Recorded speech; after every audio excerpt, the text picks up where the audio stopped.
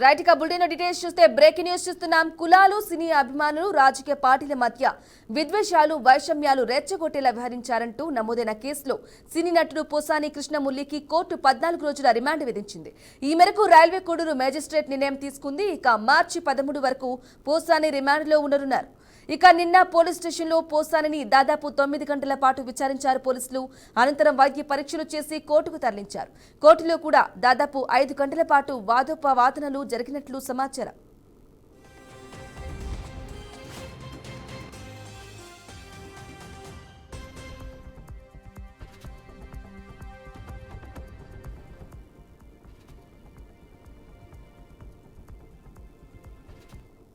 Right breaking news చూస్తున్నాం. కులాలు, సినీ అభిమానులు, రాజకీయ పార్టీల మధ్య విద్వేషాలు, వైషమ్యాలు రెచ్చగొట్టేలా వ్యవహరించారంటూ నమోదైన కేసులో సినీ నటుడు పోసాని కృష్ణమురళికి కోర్టు 14 రోజుల రిమాండ్ విధించింది.